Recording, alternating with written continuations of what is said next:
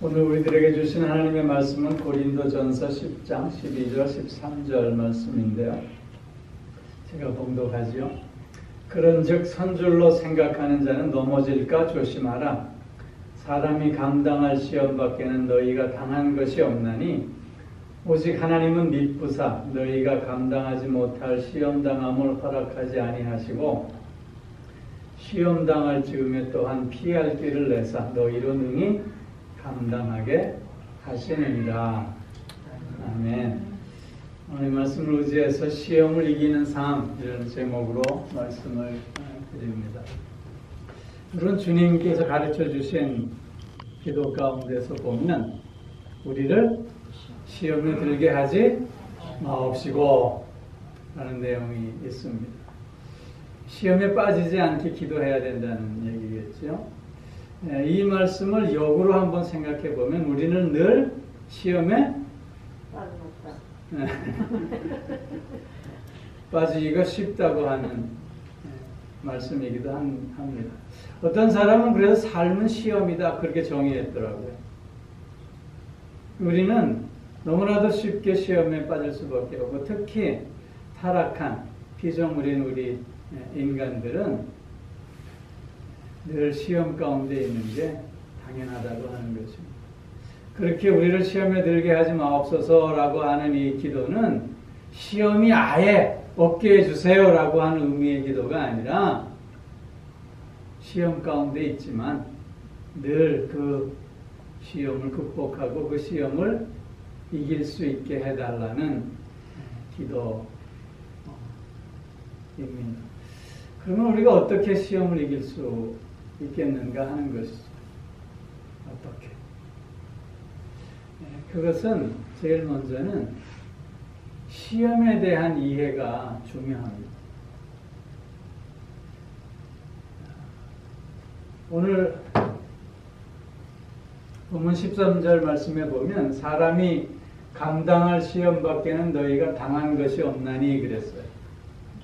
사람이 감당할 시험 밖에는 너희가 당한 것이 없다라고 하는 이 말씀은 시험의 일반성을 얘기하고 있는 것입니다. 즉 시험을 당한다고 하는 것은 누구에게나 일어나는 일이라고 하는 것이죠. 어떤 특별한 사람에게만 시험이 오는 것이 아니라 누구에게나 다 일어나는 시험이라고 하는 것입니다. 우리는 이런 시험이나 또 그런 어려움 가운데 처해 있으면 종종 왜 내게 이런 일이? 하나님은 나에게 어떻게 이런 환난을 허락하시는 건가? 도대체 내가 무엇을 잘못해서 지금 이런 시험과 환난을 겪게 되는 것일까? 라고 하는 생각들을 갖게 되곤 합니다. 그런데 따지고 보면 좀 더 넓은 시각을 가지고 보면 나에게만 일어나는 일이 아니라 누구에게나 다 일어날 수 있는 시험이라고 하는 것입니다. 여러분, 우리 모두는 다 병들 수 있습니다. 우리 모두는 다 재산의 손실을 경험할 수 있습니다.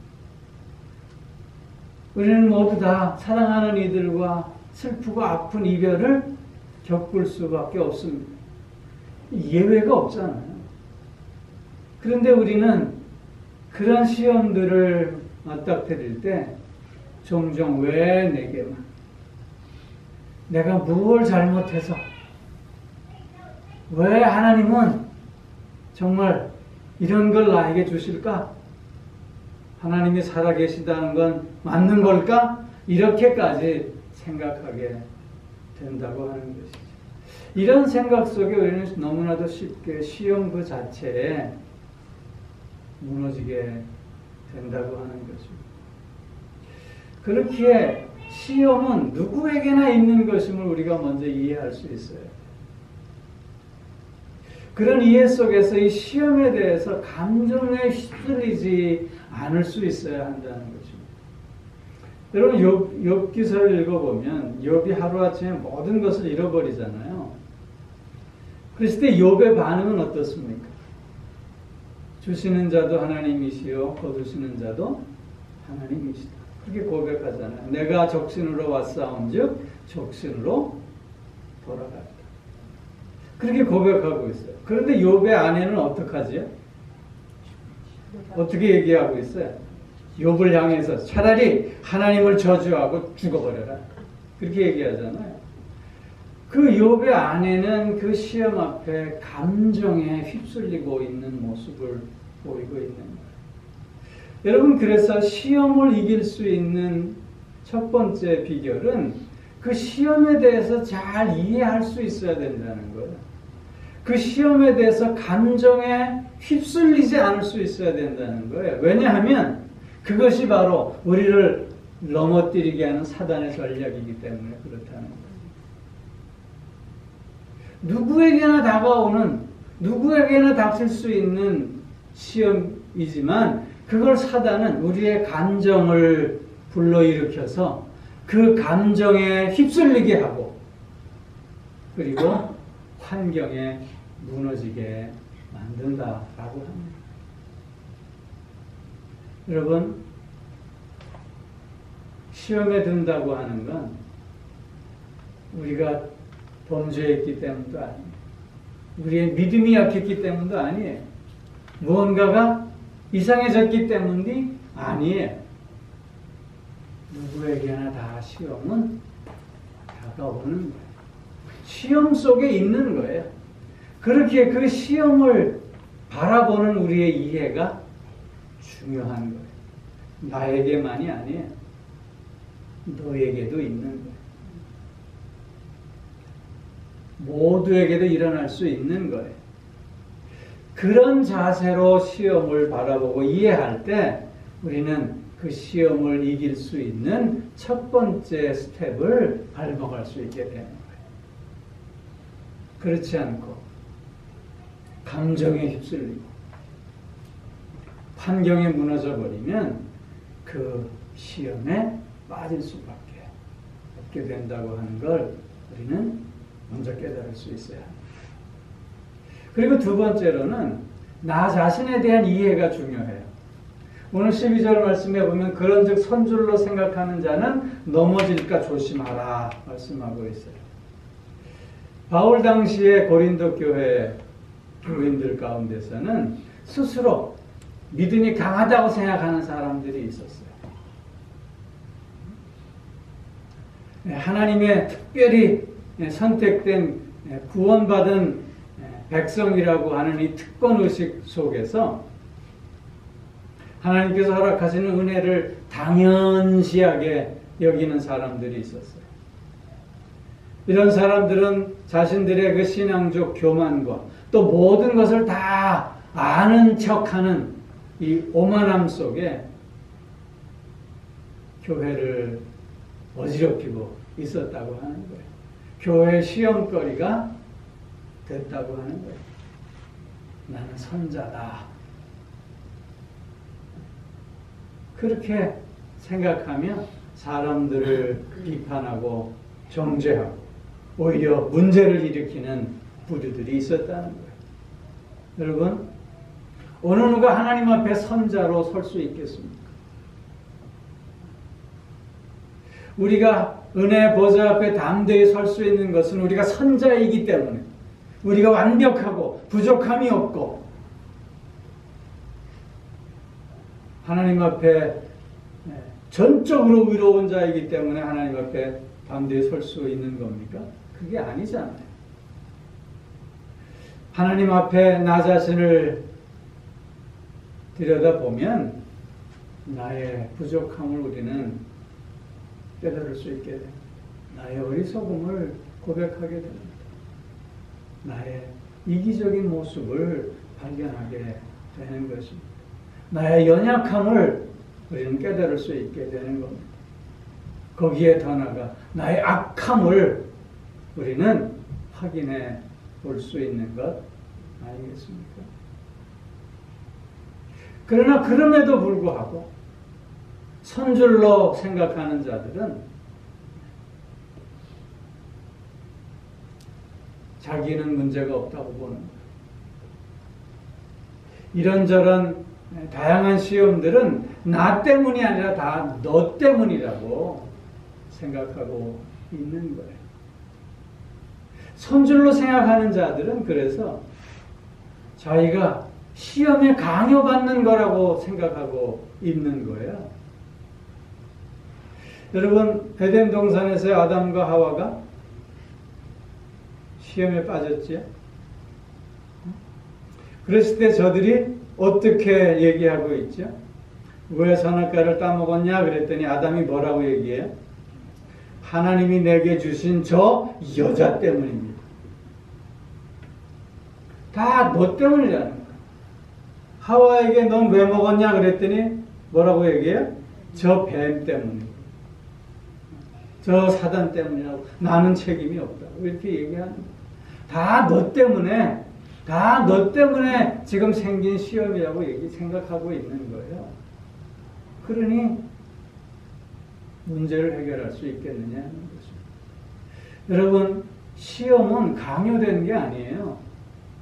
예수님을 한번 보세요. 예수님도 40일 금식 후에 광야에서 사단으로부터 시험을 받으셨습니다.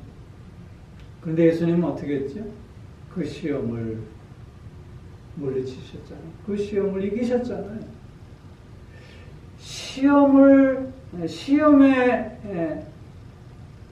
시험을 받는다고 하는 것, 그것은 예수님도 피할 길이 없으셨어요. 그러나 그 시험에 빠지는 것은 각자의 몫이라는 거예요. 강요된 시험이 있을 수 없다는 거예요. 나는 아무 잘못도 없는데 이런 시험이 내게 다가왔다고 얘기할 수 없다는 거예요. 여러분, 시험을 이길 수 있는 그래서 두 번째 스텝은 나 자신을 바르게 이해할 수 있어야 합니다. 내가 얼마나 부족한가? 내가 얼마나 어리석은가? 내가 얼마나 거짓된가를 먼저 살펴볼 수 있어야 하는 것이고, 그런 나 자신의 살핌 속에서 다시 한번 하나님을 향해 나아갈 수 있게 되는 것입니다. 나를 바라보기 전에 먼저 다른 것들을 바라볼 때 우리는 그 시험을 이기기보다는 오히려 그 시험에 더 깊이 빠지게 될 수밖에 없음을 깨달을 수 있어야 하겠다는 거예요. 사도 바울은 그래서 섰다 하는 그때가 곧 넘어지는 때다, 그렇게 교훈하고 있는 것입니다. 우리는 다 서가고 있는 과정 속에 있는 자들입니다. 아무도 선자가 있을 수 없습니다. 서가고 있는 과정 속에 있기에 우리는 늘 아직도 부족합니다. 아직도 모릅니다. 아직도 연약하고 아직도 그릇됩니다. 그걸 내가 먼저 인정하고 수용할 때 그 시험을 이기는 또 한 걸음을 내어드릴 수 있게 된다고 하는 사실입니다. 여러분, 시험은 강요된 게 아닙니다. 시험은 나의 연약함, 나의 부족함, 나의 거짓됨, 이기심, 나의 죄됨 속에 있는 것임을 우리가 먼저 깨달을 수 있어야 하는 것이죠. 세 번째로는 이 시험에 대해서 늘 조심해야 합니다. 오늘 넘어질까 조심하라 그러잖아요. 그 조심하라고 하는 거는 깨어 있어야 된다는, 깨어 경성하라고 하는 거예요. 여러분, 우리가 시험에 넘어질까 조심해야 된다라고 했을 때 그 삶의 방법은 분명한 기준을 가지고 있어야 되겠다. 분명한 기준. 그 기준이 없을 때 우리는 넘어질 수밖에 없어요. 그러나 기준이 분명하면 우리는 넘어지지 않는, 늘 조심하는 삶을 살 수 있게 되는 거예요. 사도 바울의 삶을 한번 살펴보죠. 사도 바울은 어디를 가나 하나님의 능력이 늘 함께 했습니다.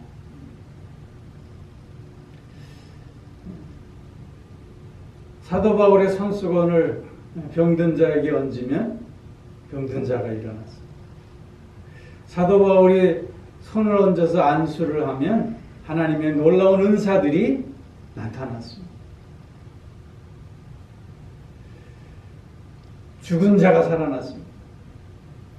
또 바울의 사역은 가는 곳마다 부흥과 성장의 놀라운 열매들이 있었습니다. 그것뿐입니까? 바울은 3층 천까지 올라갔다 내려오는 신비한 체험도 한 사람입니다. 그러나 그럼에도 불구하고 바울의 유일한 관심과 초점은 예수 그리스도 그분뿐이었다고 하는 것입니다. 자기가 하는 일, 자기로부터 나타나는 능력, 은사, 축복 이런 것에 관심이 있었던 게 아니라 오직 예수 그리스도 그리고 십자가에만 관심이 있었다는 거예요. 즉 사도 바울에게 있어서의 분명한 기준이 뭐예요? 예수 그리스도 그리고 십자가 그것밖에 없었다는 거예요.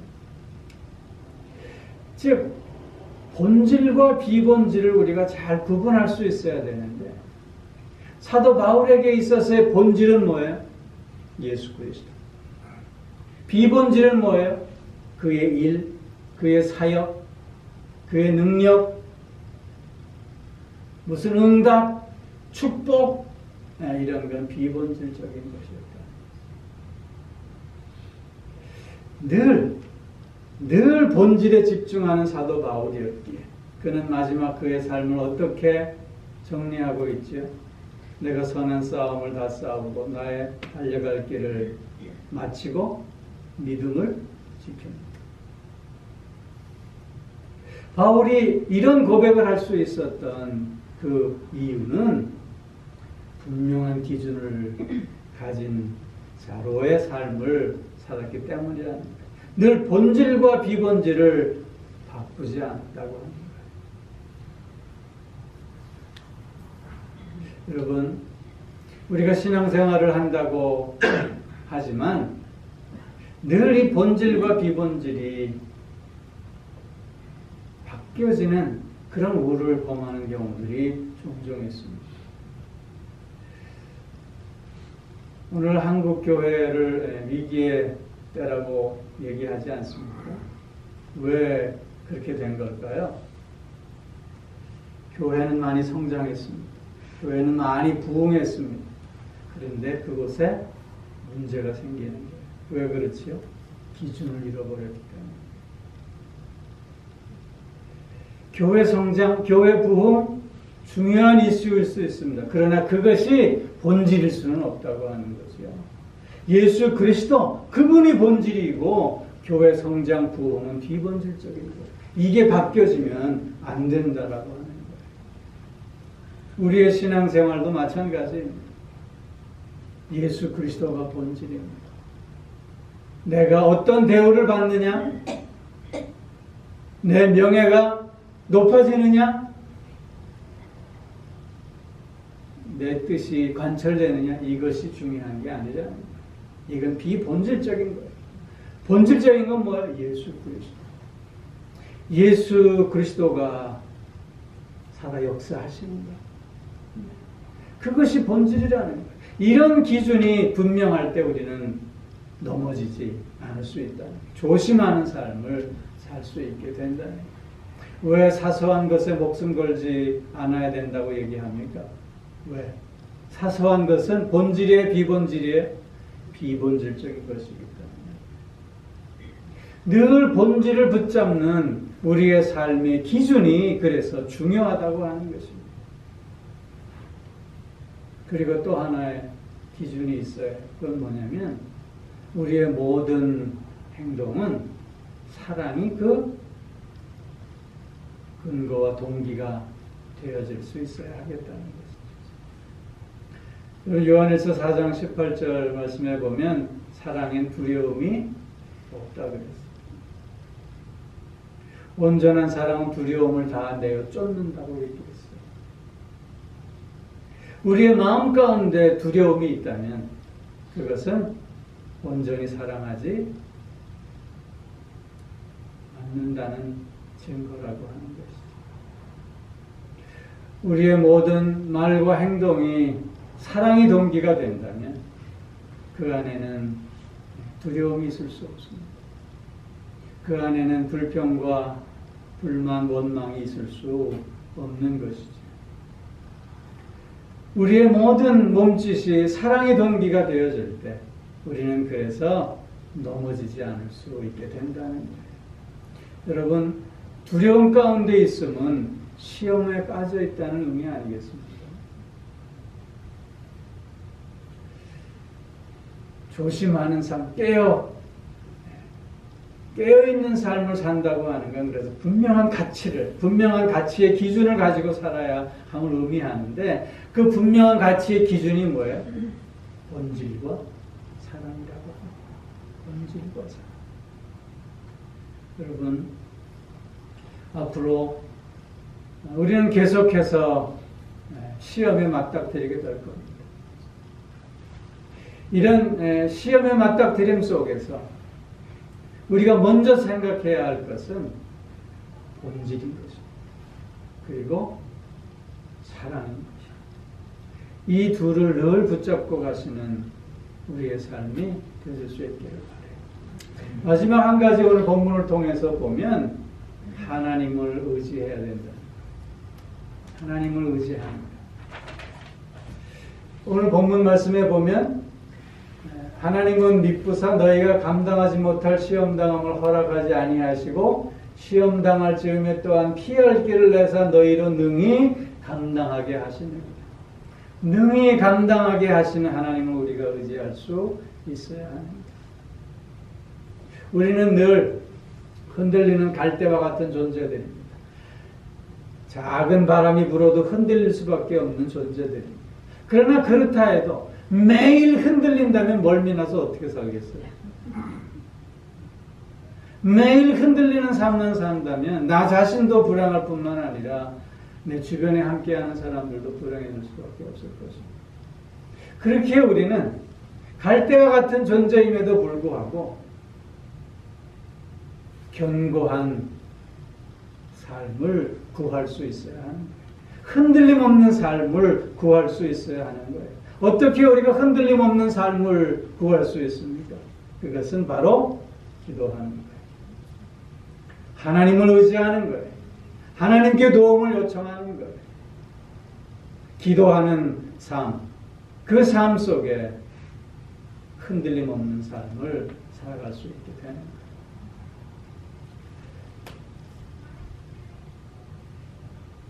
1863년 남북전쟁이 한창일 때 게티스버그의 그 전투가 일어났대요. 그런데 그 전투가 남북전쟁의 운명을 가름할 만한 아주 중요한 전투래요. 근데 그 당시에 북군의 전제가 더 약했대요. 그런데 그럼에도 불구하고 그 당시에 대통령이었던 아브라함 링컨은 너무나도 평온하고 담대했대요. 그래서 그 참모가 물었대요. 이런 국가의 미래가 불확실할 때 어떻게 그렇게 평온하고 담대할 수 있습니까? 그랬더니 링컨이 대답하기를 나는 지금까지 기도했습니다. 하나님의 뜻을 물었고 그리고 그 뜻대로 되어질 줄로 믿습니다. 이렇게 대답했대요. 여러분, 기도한다는 것이 무슨 뜻입니까? 기도한다는 것은 첫 번째는 자신을 하나님 앞에 돌아보며 회개한다는 뜻이에요. 두 번째는 하나님의 뜻을 구한다는 거예요. 세 번째는 살아계시는 주님과 오늘도 동행한다고 하는 것입니다. 아브라함 링컨은 이렇게 기도하는 자였기에 어떤 위기와 또한 시험 속에서도 평안함을 잃지 않는 자가 될 수 있었다고 하는 거예요. 태산이 흔들려도 요동치 않는 모습을 보여줄 수 있었다고 하는 거예요. 겟세마네 동산에서 예수님께서 마지막 기도하실 때 제자들은 어떻게 했지요? 꼬뻑꼬뻑 졸았습니다. 땀방울이 빗방울이 되듯이 기도하시고 제자들에게 오셔서 좋은 모습을 보시고는 주님께서 뭐라고 말씀하셨어요? 너희가 한시도 나와 함께 깨어있을 수 없다. 시험에 들지 않게 기도하라 말씀하고 있어요. 시험에 빠지지 않게 기도해야 한다. 그 기도는 어떤 뜻이라고요? 먼저 하나님 앞에 나를 돌아보며 회개하는 것이고, 두 번째 하나님의 뜻을 구하는 것이고, 세 번째 살아계신 주님과 동행하는 것이고. 그렇기에 우리는 넉넉히 모든 시험을 감당하고 이길 수 있게 된다고 하는 것입니다. 그러는 성도 여러분, 시험은 누구에게나 다 있는 것입니다. 특별히 나에게만 있는 것이 아니에요. 물론 남의 암보다 내 꽃뿌리 더 중하기는 하지만 다 나의 시험은 크고 남의 시험은 작아 보이기는 하지만 그러나 그것도 다 착각이라고 하는 거죠. 누구에게나 다 시험은 있게 마련입니다. 그렇게 그 시험을 대하는 우리의 마음이 먼저 중요해요. 누구에게나 다 있는 것이다.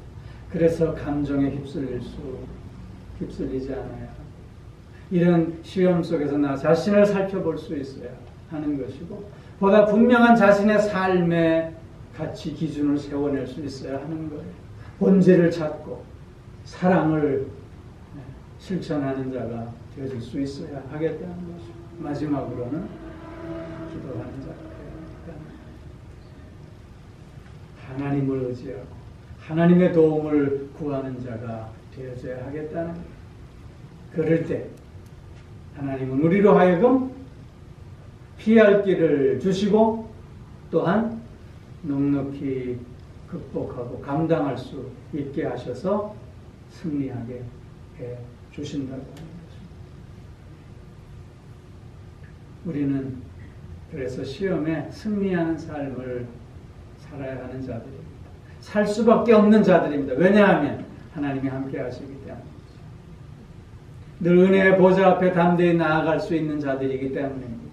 이런 하나님의 사랑과 은혜가 우리 안에 오늘도 함께 하시기에 어떤 시험이 와도 우리는 넘어지는 자가 아니라 이기는 자로 하나님께 승리의 찬송을 올리며 영광을 올릴 수 있으리라 믿습니다.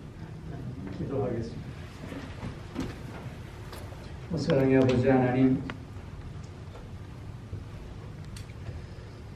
주님이 오늘도 나와 함께 하시기에 그래서 하나님의 은혜의 보좌 앞에 담대히 설 수 있는 자가 되었기에 어떤 시험과 환난과 또한 어려움이 있다 할지라도 그 모든 것들을 넉넉히 극복하고 승리하는 자의 삶을